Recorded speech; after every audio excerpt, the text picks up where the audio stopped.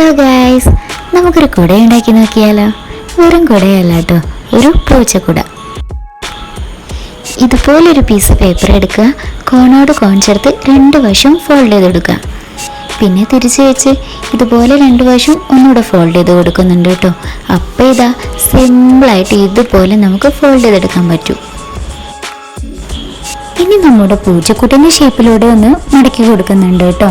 ഇതാ ഇതുപോലെ 2 ചെവി, അതിൻ്റെ താടിയെല്ല് എല്ലാം നമ്മളൊന്ന് ഫോൾഡ് ചെയ്തെടുക്കുന്നുണ്ട്. പൂച്ചക്കുട്ടിനെ ഒന്നുകൂടെ ക്യൂട്ടാക്കാൻ വേണ്ടിയിട്ട് ഒരു ബ്ലാക്ക് പെന്ന് യൂസ് ചെയ്ത് അതിൻ്റെ കണ്ണും മൂക്കും ഒക്കെ ഒന്ന് വരച്ചു കൊടുക്കുന്നുണ്ട് കേട്ടോ.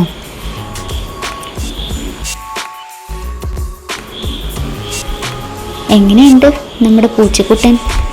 ഇതുപോലെ ഒരു 6 പീസൂടെ ഞാൻ ചെയ്തെടുക്കുന്നുണ്ട്. ടോട്ടൽ 7 എണ്ണം ഉണ്ട് കേട്ടോ. ഇനി ഒന്നിന് മേലെ ഒന്നായിട്ട് ഇതുപോലെ ഒന്ന് ഒട്ടിച്ചു കൊടുക്കാം.